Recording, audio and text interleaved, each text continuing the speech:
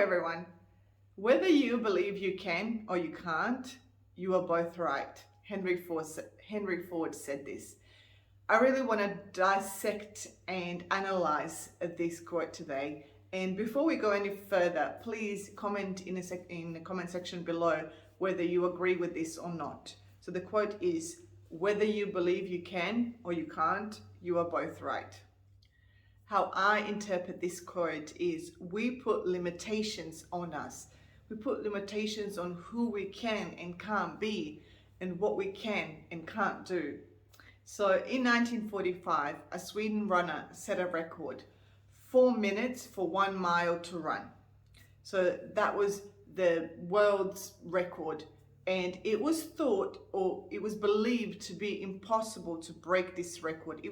Scientists believed it was dangerous to break it, because many have tried, because they thought it was too much exertion and pressure on a human body.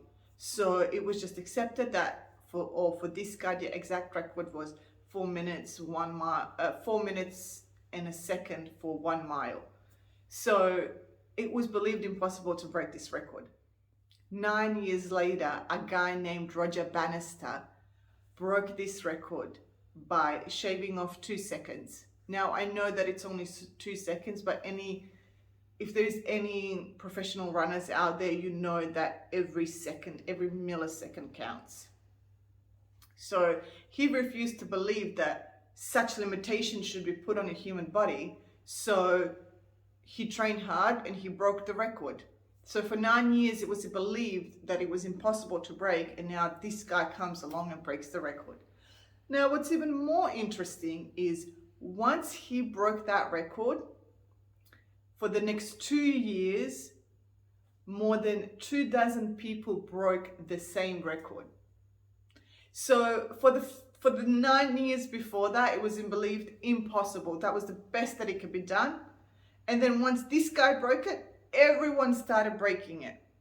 Now, in today's day and age, a high schooler can break that record. A high schooler who's a professional, who trains professionally, can break the 4 minute a mile record, which was thought to believe humanly impossible. Now, we all have the same type of conditioning about our limits and abilities. If we believe that something is doable, especially if we've done it once at some point in our life, we firmly believe or wholeheartedly believe that it can be done again. I've done it once, I can do it again. It may be hard, but it's doable. However, if we believe something is not achievable, those beliefs will turn into reality. What's interesting, the same limitations impact every area of our life, or most areas of our life. We were conditioned to believe a certain thing, and now it's running our lives. Whether this condition or limitation is useful to us or not, or if it's beneficial to us or not, we believe it. Oftentimes, we're not even aware of it. It's kind of like that voice in the back of your head telling you to do something or not to do something.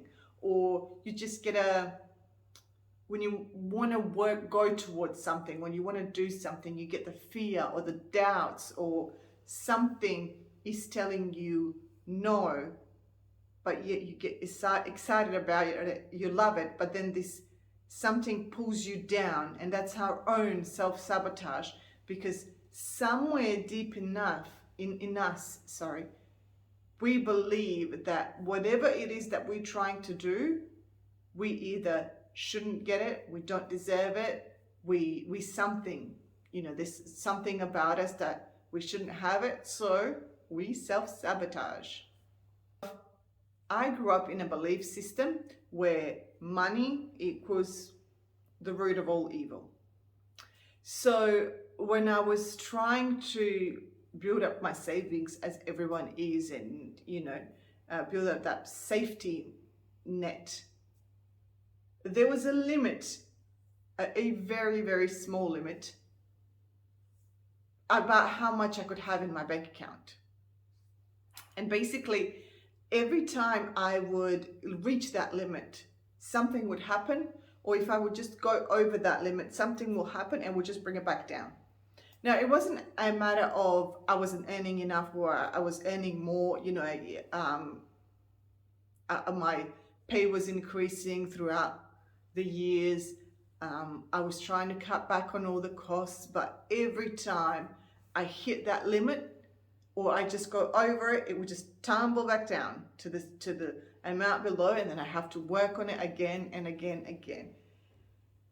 And it wasn't until one day I was like, what the hell is going on? Why do I always keep hitting that limit and then losing the money, and I wasn't a gambler, I wasn't a smoker, I wasn't a drug addict or anything. So it was just, things like house bills, car would break down or something big will happen and I would essentially lose. I would have to spend the money. So I started working through my money issues, and I because my beliefs was the money is the root of all evil. So therefore, if I had money, it would make me evil. So I set somehow subconsciously at some point in my life that big amounts of money or big amounts of savings will make me evil, or it will make me not good, basically. It will make me bad. So therefore, I kept sabotaging myself, my own savings, every time I hit, that threshold that I thought that I deserved or I believed that I deserved. We all have these beliefs, whether we are pretty enough, smart enough, capable enough, something enough. And we created these beliefs unconsciously, and now we are running our lives or playing out our lives based on these beliefs, and it's they're there whether we're aware of them or not. Most of these beliefs, it's not something necessarily that we have made a conscious or firm decision is, I believe this. It's just something that's been either conditioned on us based on our lives, something we saw that influenced us or something that has happened to us, or it's been passed down from, generation to generation, or the society that you grew up in.